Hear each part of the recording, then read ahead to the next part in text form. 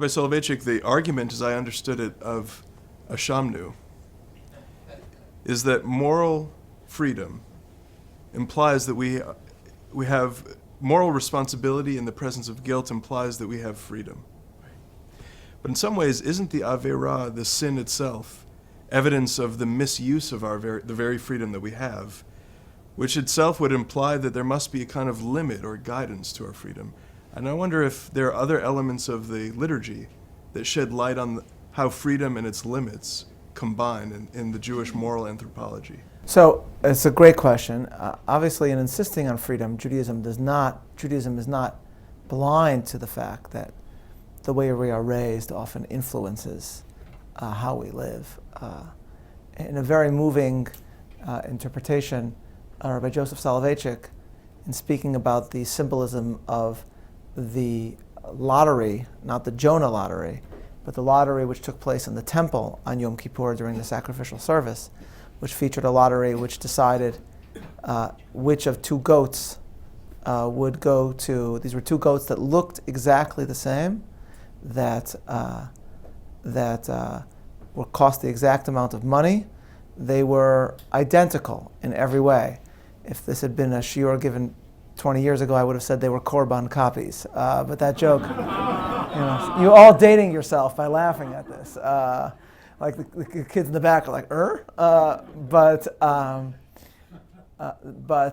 they're superficially the same, and yet the lottery decides that one is thrown off a cliff, La Azazel, and one is dedicated to God.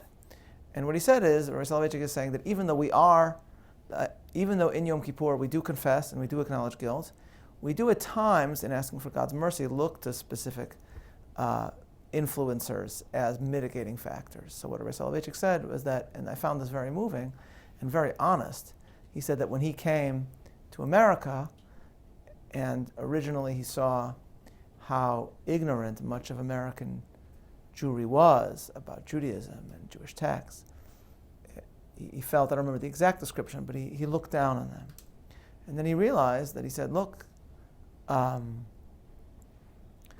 only am who I am because I was raised by my father who learned with me, who helped me become who I was meant to be. And so he understood the lottery as saying to God, essentially, look, there is some sort of influencing factor that determined where one of us ends up and where the other one ends up. So that's all true, and those can even function at times as mitigating factors. At the same time, there is still a radical message of freedom at the heart of Judaism. So the most famous example of this is Thomas Cahill's. The most famous example of a book that notes this is Thomas Cahill's book, who's not Jewish, who wrote a book called The Gifts of the Jews, How a Desert Tribe Changed the Way Everyone Thinks and Feels. And his basic thesis is that all existence was thought of as mirroring the cyclical motion of the sun and the stars, which meant that nothing new could ever happen, and no one could change their life. And so he basically argues that freedom as an idea is born with Abraham. And the most revolutionary words in the entire Torah is right after God says to Abraham, go to a new land and I'll make you into a great nation. We're told two words, Vayelech Avram, he went. That itself, he says, there's nothing like that up till in the history of ancient thought up to this time. He says, had Abraham gone around asking all the wise men of the Near East and the Far East, Confucius, Buddha, he gives different examples, they would have all said, do not travel, do not change, meditate on the circle of life.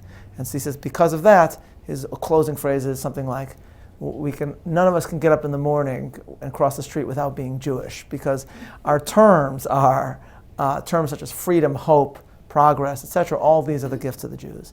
So on the one hand, we recognize the mitigating factors, and we recognize as well, as the Talmud says, that sin leads to sin, aveira goreret aveira, that the more we dig a hole for ourselves, right, the more sin becomes a habit, the harder breaking out of that pattern will be. Any one of us can know that from any vice that we've engaged in.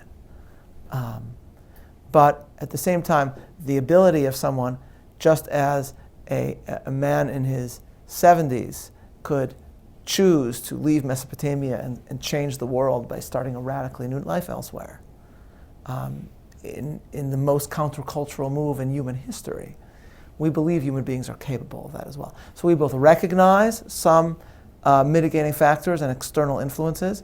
We even account for them at times, perhaps in Yom Kippur ritual, but the message of radical freedom is there, far more so, obviously, in paganism and in secularism, but even more so than in Christian theism, which throughout the history of its theology has struggled in a variety of ways in reconciling free will and grace in a way that most of Jewish thought has not.